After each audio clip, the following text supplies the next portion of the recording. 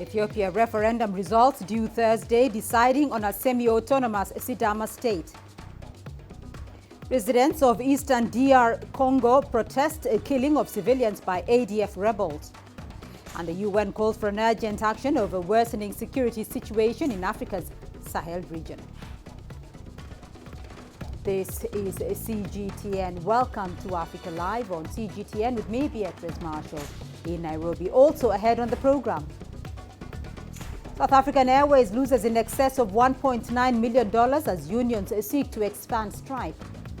And we bring you the action from the Gulf Open of Senegal, marking a major comeback of the tournament. We begin in Ethiopia, where results are due for a self-determination referendum in the state of Sidama. Members of the community voted Wednesday to form their own self-governing region. Ethiopia's constitution grants the right to seek autonomy to its more than 80 ethnic groups. Prime Minister Abiy Ahmed describes the process as an expression of democracy. Since coming to power, Abiy has been hailed for sweeping reforms. If the referendum passes as expected, Sidama will control local taxes, education, security and the laws. For many Sidama people, it is the achievement of a lifetime and the culmination of a decade of struggle for autonomy. It's a day we've been waiting for. It's like when a woman waits for the day she will give birth. I thank God for this referendum. While Sidama is a zone in the southern nations, nationalities and peoples region of Ethiopia, commonly known as SNNPR. The region's capital city is Hawassa, while Awassa is its largest city. Most of its people are subsistence farmers, as the area is generally fertile. They are Ethiopia's fifth biggest ethnic group and make up about 4% of the country's more than 100 million people. The Sidama people have been pushing for their own state for the past decade, triggering days of clashes back in July. Should the referendum go through, Sidama will become the 10th state in the country. So why does the referendum matter so much? CGTN's Girum Chala explains. According to the Constitution of Ethiopia, each nation and nationality is given a generous right in order to form their autonomous regions within the federal government. In this regard, the Constitution has also put procedures for such. We would like to form a region on our own kinds of questions. First, it's mandatory that the request is submitted to the House of Federation, which is a house formed by representatives of different ethnic groups of the country, and should be constitutionally valid as well. When and if all legal requirements are fulfilled, then the Electoral Board of Ethiopia will come on board to place the final but important condition for forming a state, that is, staging a referendum. So in the case of Sidama, the same constitutional procedure of submitting the request and doing it under the law has been made. As a result, the National Electoral Board of Ethiopia has called for voters to register. 2.3 million of them have done so. And through the more than 1,600 polling stations, Sidamans are now casting their votes to decide whether to form an autonomous region or remain in the southern nations and nationalities and peoples region. If Sidamans succeed, it will become the 8th regional government in Ethiopia. Group Jala CGTN, Addis Ababa, Ethiopia. Well, let's get the development on the referendum itself. CGTN's Coletta Wanjoy is following all that from Addis Ababa. Coletta, results are not due until later today. Can you tell us more about the vote counting process and the voter turnout?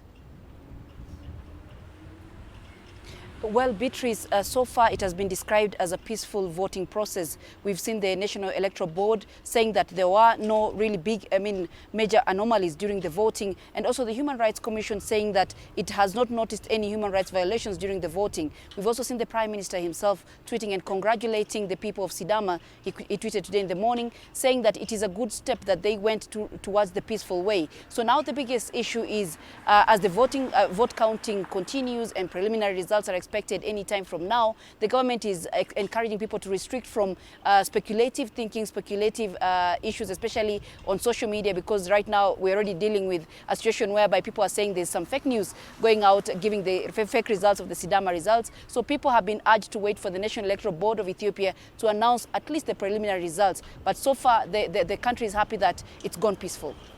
Right, the Prime Minister has appealed for calm, though, even though you mentioned that everything is peaceful in the country. Can you give us a general atmosphere of the reactions from residents of the region on what's going on? Excitement for most of them, because and the excitement we can gauge from the fact that 2.3 million people registered to vote. Probably not all of them voted. Some of them cited being discouraged by people who want Sidama to remain in the Southern Nations and Nationalities region, but many of them voted as early as 6 a.m. So there has been excitement, people really looking forward to the fact that they are hoping that with the vote they'll be able to get something that they've been crying for or asking for the past almost 3 decades. But there's also the other aspect. There are also other people who have said probably the Sidama did not need to really get out of the Southern Nations and Nationalities region. And the government has been encouraging them, go to the ballot box and express yourself there by either voting yes or voting no. So both excitement from the majority of the people in Sidama and also people who are not members of the Sidama community, and also some skepticism from some of them. Well, Coletta, it is a historic moment for the Sidama people. So once the results are out now, do we know what's the next course of action? And all this is prescribed in described in the Constitution of Ethiopia. So once the vote is out, and for example, if the vote is in the favor of people of Sidama to move out of the Southern Nations and Nationality region, then we have what we call the State Council within the Southern region. The State Council of the Southern region will hand over power to the people of Sidama, and then they'll be able to follow the Constitution and form their own smaller regional government. And if the results are on the other side, then the Sidama people will continue being members of the Southern Nations and Nationalities region. The concern here is the reaction of the people depending on how the vote will go. And the government is keen, hoping that it does not really incite violence, it does not incite the current ethnic clashes that we are seeing. So everybody is, looking at Sidama and hoping that the results will not trigger anything beyond peace. Right, Coletta Wanjohi joining us there from Addis Ababa on the referendum of the Sidama community. Now, the United Nations Assistant Secretary General Bintou Keita says the situation in the Sahel region is becoming a serious concern. Keita is urging the UN Security Council to take immediate action to restore peace in the region. CGTN's Daniel Arap Moy tells us more. Over the past 6 months, the security situation in the Sahel has continued to deteriorate, and now the United Nations Security Council is expressing concern. Over the past 6 months, the security situation in the Sahel region has continued to worsen. Attacks attributed to or claimed by terrorist groups against the security forces and the civilian population have multiplied, as have violent incidents pitting members of various communities against one another.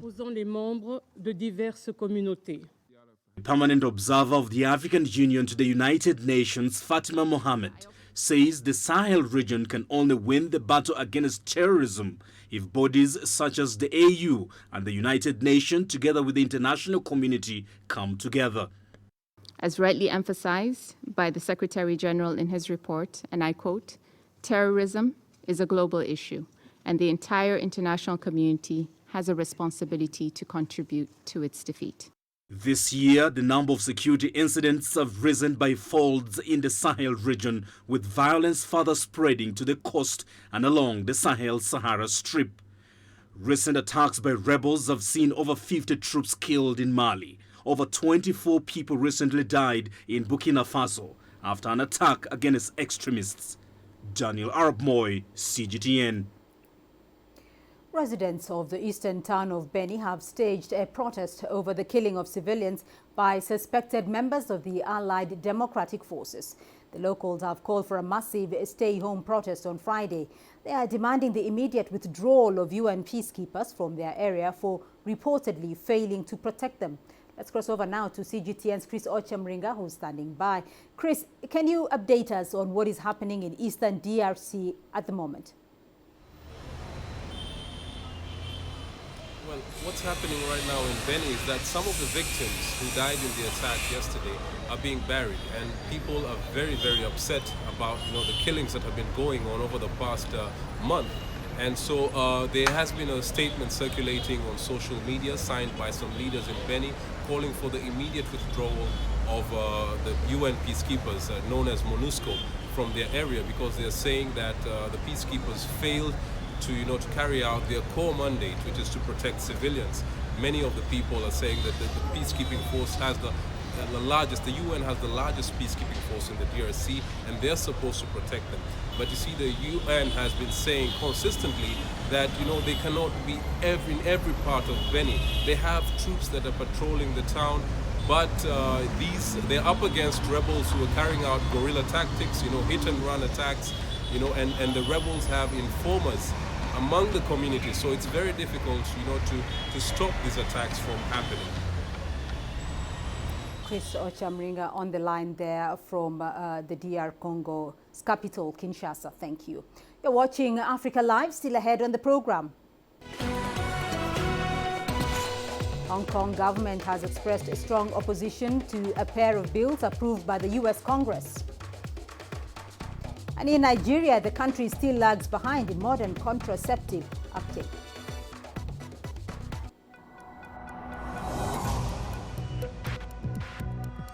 Each day, there are millions of stories. Each one can open new perspectives, new possibilities. Wherever you look, we are there to see, discover, explore. We put the pieces together to find what really matters to you, all around the world, all around the clock. Our reporters are at home across the globe. From our headquarters in Beijing and production centers in Washington, Nairobi, and London, China Global Television Network. Stories from across the globe, reaching people across the globe. CGTN. See the difference. Images may appear to be identical, but looks can be deceiving. The difference is not always obvious. It has to be discovered. There are always different sides to a story. We put the focus on the details. To see more, to understand better. CGTN. See the difference.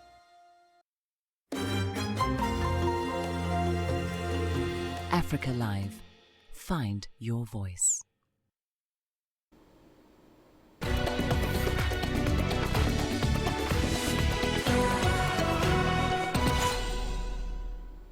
The Hong Kong government has expressed a strong opposition to a pair of bills approved by the US Congress.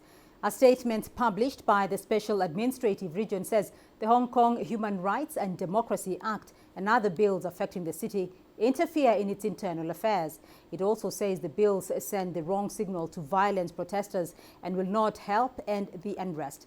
The Hong Kong government said Wednesday that the acts are unnecessary and unwarranted and will harm relations between the two sides. CGTN's Owen Fairclough has more on the bills from Washington. According to Reuters, US President Donald Trump is expected to sign this bill into law. Remember, as US President, he does have the right to veto legislation that comes to him from the US Congress, but he's really been cornered this time by a rare display of bipartisanship, and that is not a word we use very much here in Washington, D.C. There was simply only one dissenting vote between the Senate and the lower house of US Representatives, passing these two bills that have now been negotiated and been passed to US President Donald Trump to sign. Remember that the Senate is controlled by Trump's own Republicans, and even they wanted, in fact, they initiated this legislation.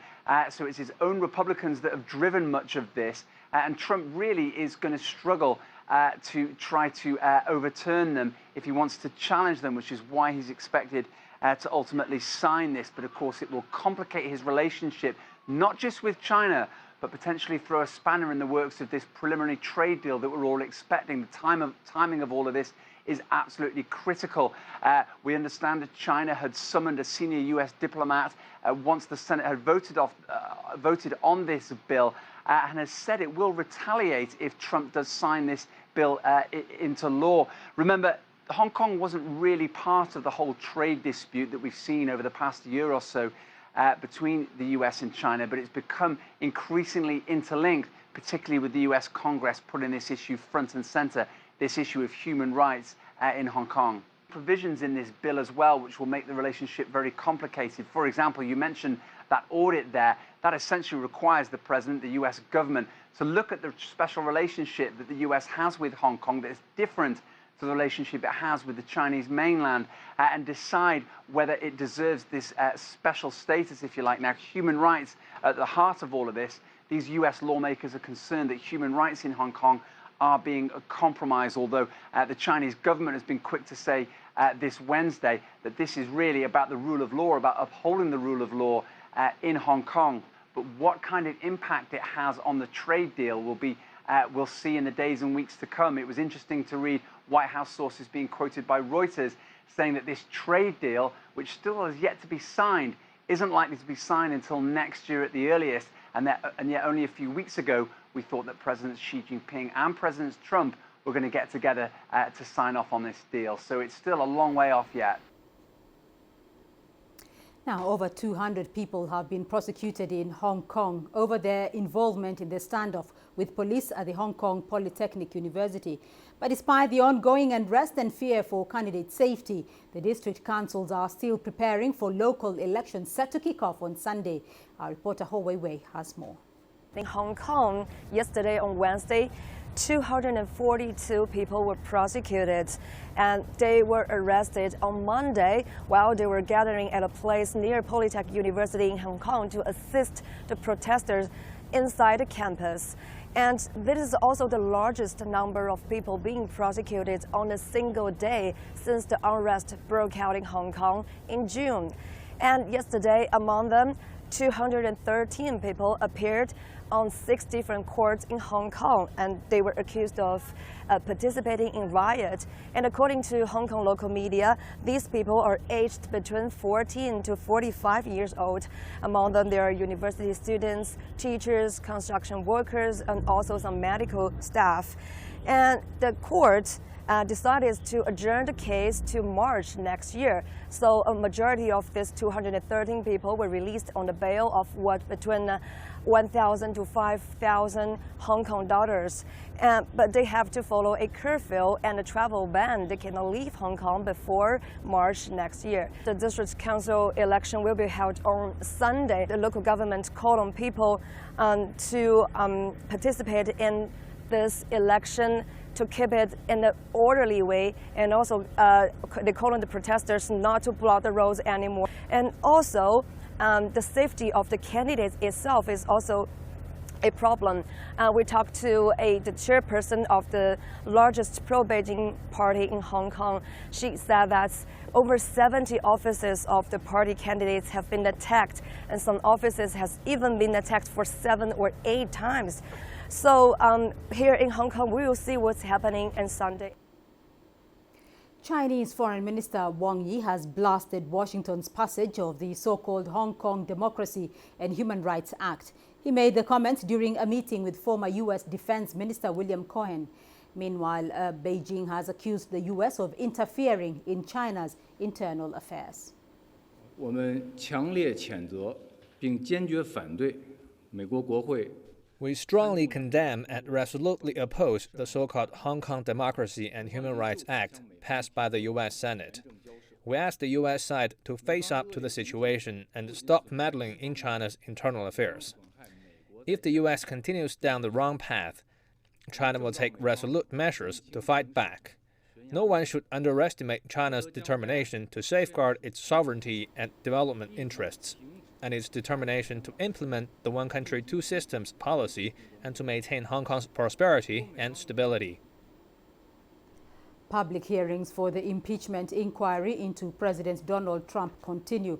This week's already seen testimony from several high-level officials, with one described as a bombshell. A Trump mega donor spoke out against the president. CGTN's Timothy Ulrich reports. The House of Representatives Intelligence Committee got an inside look at Trump's dealings with Ukraine from the U.S. ambassador to the EU, Gordon Sondland. Sondland best summed up one of the biggest takeaways. Was there a quid pro quo? As I testified previously, with regard to the requested White House call and the White House meeting, the answer is yes. The White House call and meeting he's referring to is at the heart of the impeachment inquiry. And Sondland made a direct connection between the president and a campaign that pressured Ukraine into launching an investigation into Trump's political rival Joe Biden in the 2016 elections. He supported previous testimony that Trump withheld military aid to Ukraine and delayed a meeting at the White House with the country's new president, Volodymyr Zelensky, in exchange for Kiev to publicly announce they were launching the investigations. This is the smoking gun that puts Trump at the center of an attempt to pressure Ukraine for favors, known as quid pro quo, an act of bribery. Bribery is explicitly mentioned in the Constitution as a reason for removing a president.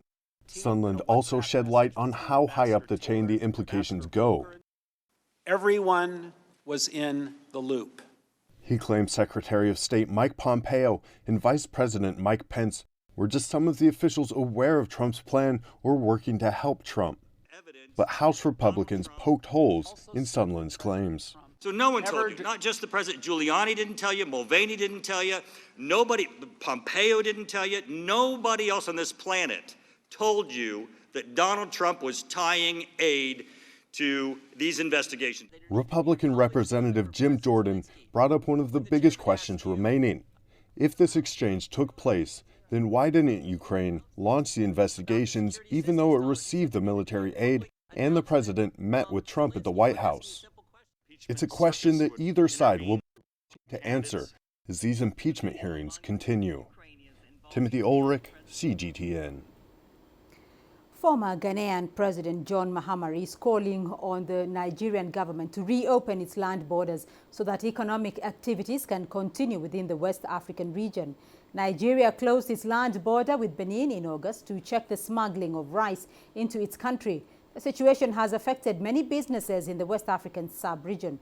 CGTN's Nabil Ahmed Rufai reports from Accra. Nigeria closed its land border with Benin because it was concerned about cross-border smuggling. Traders in Ghana say they are losing millions of dollars as their goods remain stranded at the border. It's a big border to with the businessmen and the Ghanaian traders because, as you know, most of our people, go to Nigeria to bring in their goods. And for this quite length of period, their goods are locked up. Those that are coming from Nigeria and those that are going to Nigeria are all locked up at the borders. Several calls for Nigeria to open its land border with Benin to allow traders export their goods have been unsuccessful. Ghana's former president John Mahama is the latest to appeal to the Nigerian government to open its borders. After more than 3 months of closing the border, Nigeria has extended the period for the closure of its frontiers to other countries till January 2020. Some Nigerian traders living in Ghana also want their government to reconsider its decision. When I go home, I don't feel okay, knowing that people wanted a transaction. They want to earn a living. So, plead with my government to open that border. The closure of the Nigerian border, however, goes against the plans for the African Continental Free Trade Area, which is predicted to boost intra-African trade by at least 53.2%. Meanwhile, Nigeria, Niger, and Benin have agreed to set up joint patrols to tackle smuggling of goods across the border. This was after the Economic Communities of West African States, ECOWAS, called for an amicable solution to the Nigerian border closure. Nabil Ahmed Rufai, CGTN, Accra, Ghana. More than 6.5 million women in Nigeria use modern methods of contraceptives, the highest figure in the country's history.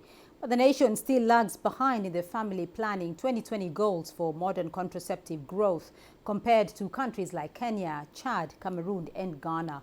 CGTN's Kelechi Emekalam tells us more. A variety of oral contraceptives are available in pharmacies like this one, and they're purchased over the counter. One of the most frequently sought after is the Postinor 2, known as the morning after pill.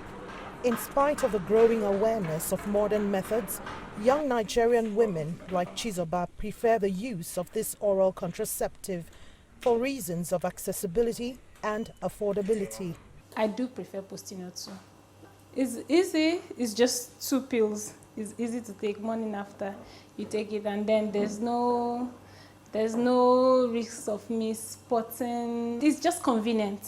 No prescription is needed for contraception, for Postinor 2 particularly. It does not require a doctor's prescription.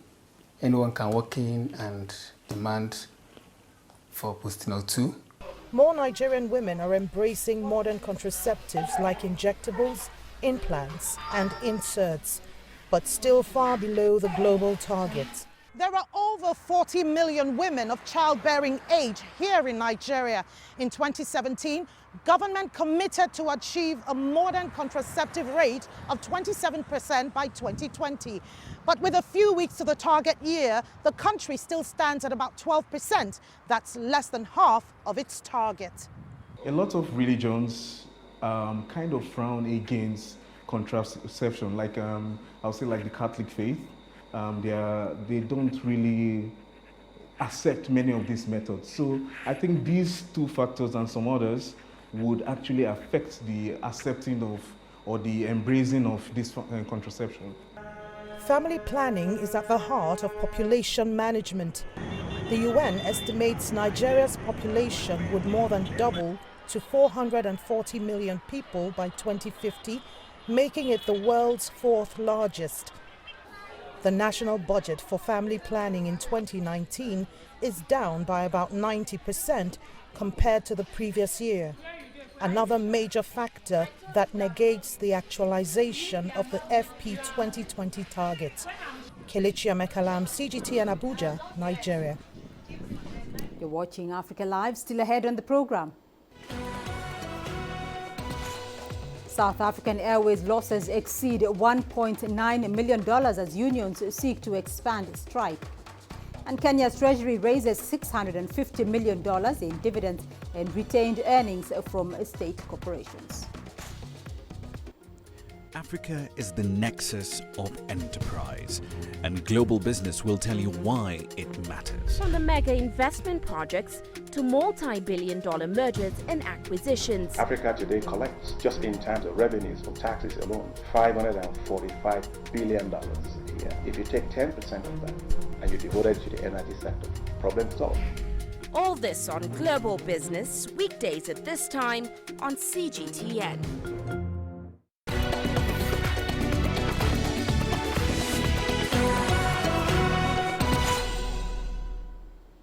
There have been several developments overnight surrounding the South African Airways strike, which has entered its 7th day with hundreds of union members picketing outside the SAA headquarters next to OR Tambo International Airport.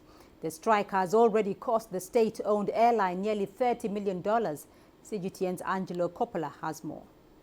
Good news for travellers is that SAA confirmed on Wednesday night that several of its domestic and regional flights would be reinstated on Thursday morning. Flights from Johannesburg to Cape Town and Johannesburg to Durban are up and running, while the flight between Johannesburg and Victoria Falls are also operational. We are, however, waiting to hear how many flights are actually going to be activated. We also have confirmation that SAA has been issued with a notice to strike against a subsidiary company called Air Chefs. That's likely to affect all of its flights as Air Chefs provides catering, and we understand that this could actually happen in the next 7 days or so. Meanwhile, Comair confirmed that they have yet to be issued with a strike notice or an intention to call a secondary strike. Management confirmed that the union has 2 strike certificates, which is one step from a secret ballot and a strike. NUMSA and SACA on the other hand, the 2 unions at the center of the strike, are currently in talks with SAA management looking for a solution to the stall negotiations. We'll have more clarity on that as the day progresses. I'm Angelo Coppola for CGTN in Johannesburg, South Africa. Kenya's treasury has raised $650.89 million out of a target of $78 million in dividends and retained earnings from state corporations. The funds are intended to fund the East African nation's budget, which currently stands at $30.3 billion. This is according to the country's acting finance minister, Ukur Yatani. He added that state companies had not been remitting their dividends at the end of every financial year as required by law. This denies domestic reports that the move to take the cash would starve the banking sector of liquidity. This comes after the country's finance ministry announced it will stop releasing funds to scores of local authorities and government ministries until they start paying back money owed to their suppliers. The debate around the CFA franc is intensifying in French-speaking Africa.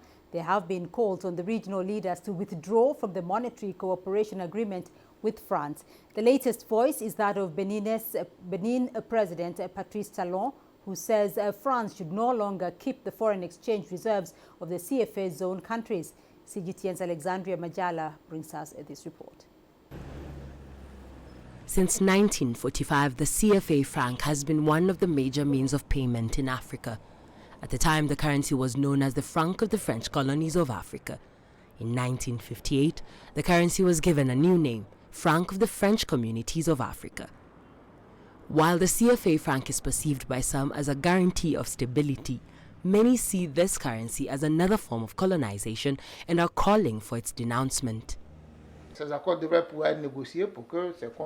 the statement of the Benin President Patrice Talon is not yet very clear. If he had said, we the 8 WEMU countries decide to end the monetary cooperation with France, at this moment things would be clear. Because that would mean that African countries can be in full autonomy on the management of their own foreign exchange reserves, that there will no longer be French representatives in the decision-making bodies of their central banks, and that CIBOURS would be the one in charge of the monetary support and exchanges, which is not yet the case for now. Today, there are 14 African countries that use the CFA franc. The West African CFA franc is used in 8 West African nations, namely Benin, Burkina Faso, Côte d'Ivoire, Guinea-Bissau, Mali, Niger, Senegal, and Togo. While the Central African CFA franc is used in 6 Central African countries. They include Cameroon, Central African Republic, Congo, Gabon, Equatorial Guinea, and Chad. Many of these African countries have voiced their support for ending monetary cooperation with France. The competitiveness of our economies is a real problem. Our farmers are struggling to export their products, while the French continue to subsidize their products to the point that they can sell them at unbeatable prices at the local level. That is why we need a global movement of all the countries with an African unity, like the one that we tried to put in place hardly since 1960 before this termination. It's not just economy experts. Heads of states and other leaders also want the currency denounced. In June 2018, a group of West African musicians released the rap song 7 Minutes Against the CFA, with lyrics calling the currency an instrument of repression. Those behind the song hoped to reignite efforts to get rid of the CFA franc. I think that the question of the French franc should not even be asked, because it's a currency that's not good for Africans. It's an obsolete currency that must be removed altogether, and this should not even be an issue. But the real problem is that African states are pseudo-independent, because the stranglehold of France is always present. Normally, if you're independent, we should be able to deal on an equal footing with France and not allow it to interfere in our affairs. It is time for us to take control of our own destiny, to make our own money. Under the monetary cooperation agreement with France, all 14 countries that use the CFA franc must deposit 50% of its monetary reserves in French treasury. Before 2005, that figure stood at 65%. In return, these countries obtain an unlimited convertibility with the euro, allowing them to establish their credibility internationally, especially with economic operators. But experts argue that half of the reserves held by France can be used to invest in local economies to improve the living conditions of people. Alexandria Majala for CGTN. Women have been left out of a lot of trade organizations because of poor organization at the institutional level among women themselves.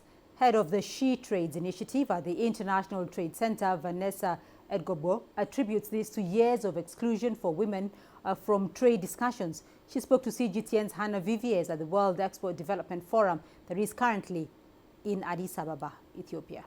Some really interesting conversations that happened today, and one of them that really kind of was a highlight for me, and just in terms of it's going to stick in my mind for a really long time, was when the executive director of the ITC was saying that women have to get organized at continental level if we really want to take part of the African continental free trade area. And you were saying that we haven't been very good at organizing ourselves. It's happening. The train has left the station. But we see that women aren't represented very much, and they haven't been represented in the negotiations. We need to make sure that they are represented in the implementation. And the thing is, there are mechanisms for them to get involved, but they're not accessing them yet.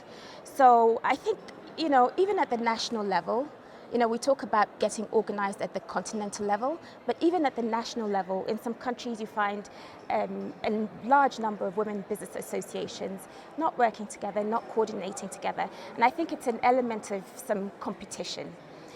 One thing is clear: if there's one message that we're taking away with us from this week, is that we need to get women from Madagascar to Senegal, from South Africa to Tunisia together. I think of the book Lean In that I was reading, and just reading through some of the things, and I was thinking some of the things that we have as women that are barriers and drawbacks are so instilled in us from such a young age. And I was reading this book and thinking, I am doing this to my daughter, not even realizing, because we are so conditioned. Yes. And so it does take some training to be able to get away from some of that conditioning, so that now that I'm at the table, I've got this opportunity, I can now take this opportunity and make the best of it. So just speak to us about some of what WEDF does and some of what the ITC does to be able to equip women so that they do have those kinds of skills. We do a couple of things. Firstly, there's a lot of training that goes into this.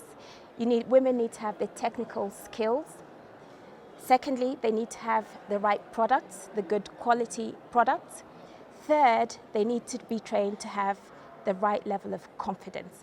So here at WEDF in Addis Ababa this week, we're co-hosting also the She Trades event during the WEDF. And you see the women get together, energized. We really motivate them and inspire them to have confidence in themselves.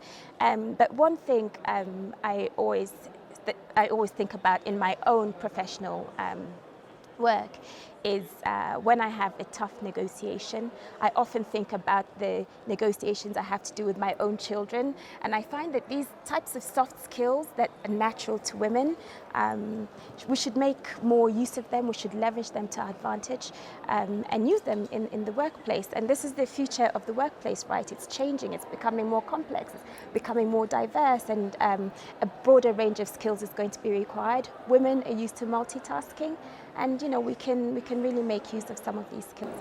So from what I was reading, just from a WEDF point of view, it's down at we're talking about something like $67 million that have come in new deals for women entrepreneurs because of some of this facilitation. And one of the things that WEDF does is bring buyers, pretty much bringing the market to the participants that come here. So just speak to us about that facilitation of that business-to-business meetings when it comes to women entrepreneurs, and how you match them to be able to say, well, this is where a possible deal could happen. So what we do is ITC has very good connections with the markets. And of course, we have this wonderful pipeline of fantastic new businesses coming through. So we typically screen them and try and identify the types of products that buyers might be interested in. Then we do a lot of training before we bring the women entrepreneurs and other SMEs. Now, the Suez Canal is a way connecting Mediterranean Sea to the Indian Ocean through the Red Sea. It directly links trade from Asia to Europe. CGTN's Yasser Hakim has more on the Suez Canal. Frenchman Ferdinand de Lesseps was behind the idea of constructing the Suez Canal during the French colonization of Egypt. It was inaugurated in 1869. The construction took place using primitive equipment in a nationalistic atmosphere. It was constructed by 1 million Egyptian workers out of 4.5 million population at the time.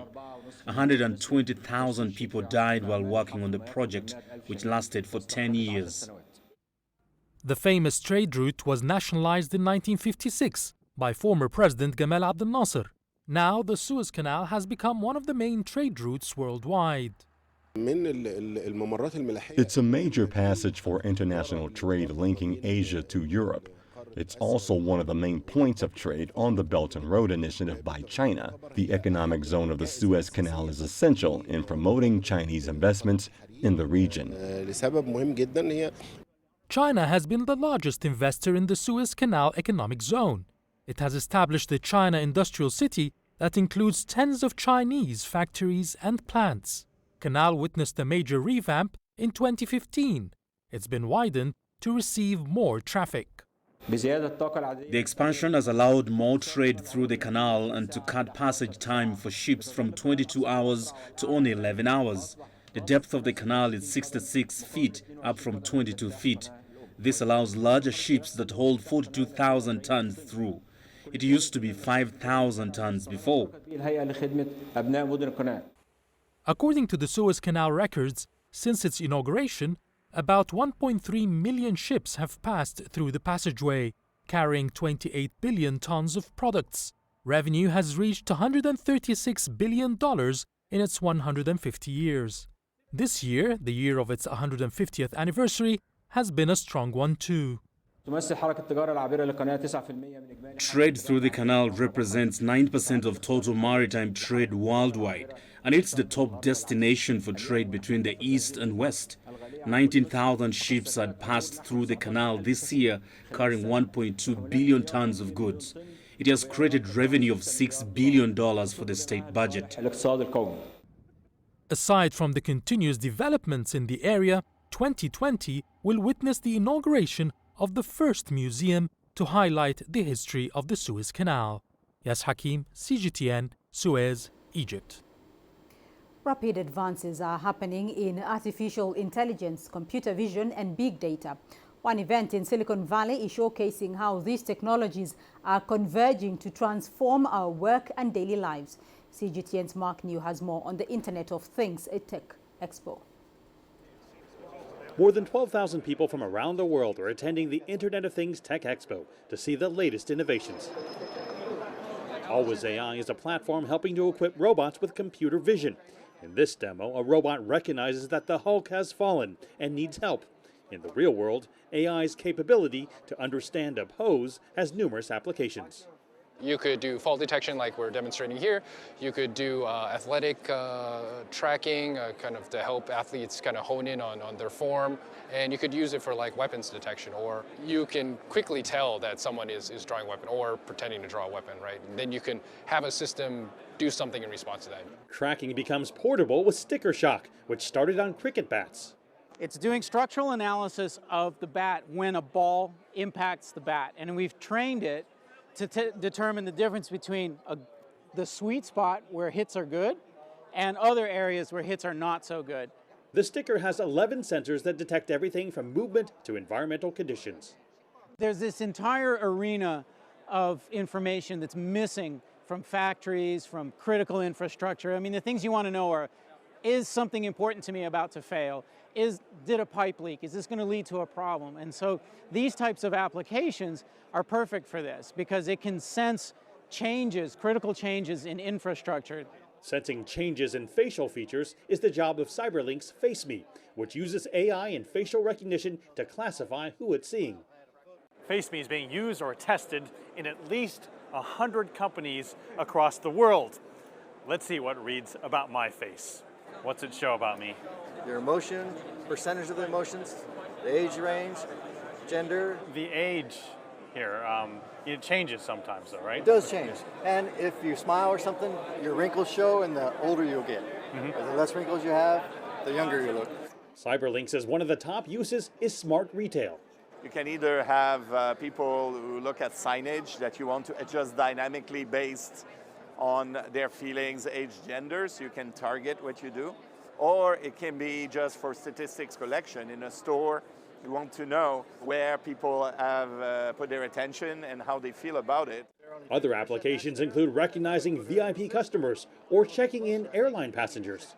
I would feel much safer actually boarding a plane when my face is identified and I know that everybody else on the plane is matched at the last moment with that database.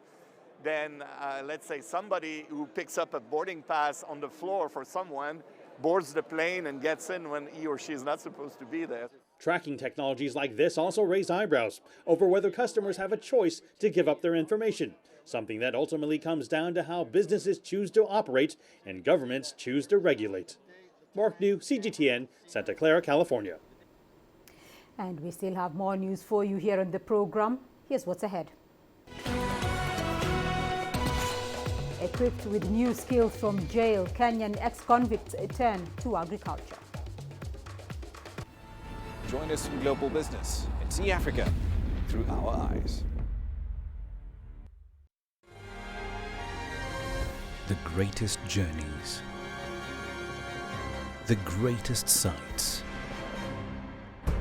the greatest adventures. Here in Panata, this weir allows the locals to walk on water. We're far more than just TV news. We're your passport to the wonders of Africa. To bring you stories of struggle, survival and hope.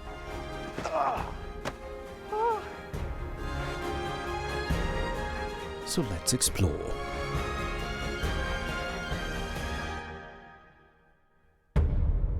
CGTN. See the difference.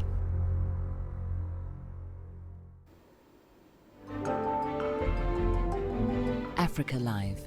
Find your voice.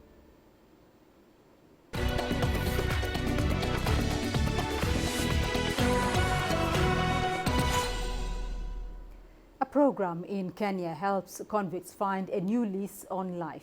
Inmates learn new skills such as tailoring, carpentry and farming. CGTN's Beryl Oro has more on how the program is reshaping lives of many former convicts.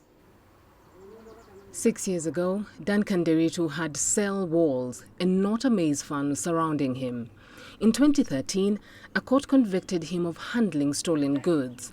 Now a local non-governmental organization, through their resource-oriented development initiative, helps former inmates like Duncan get back on their feet.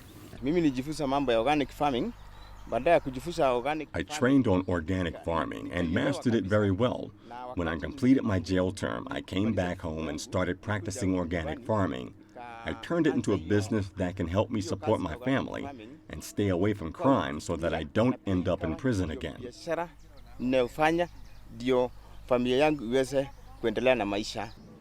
The Rodi program started in 1999. Now it operates in prisons in the country, with over 1,300 inmates graduating in their program. For our kids, those we have been able to train, only 4% come back to prison. That means those inmates who pass through our trainings, they are able to implement the skills they learn from here and also stay at home, helping their families and also employing other youth. The inmate-managed farm also produces food for the prisons. The founders hope to help fight crimes by reducing the cases of repeat offenders. They hope to spread their program countrywide. Beryl Oro, CGTN. And your sports news coming up next. Here's what's ahead. We bring you the action from the Gulf Open of Senegal, marking a major comeback of the tournament.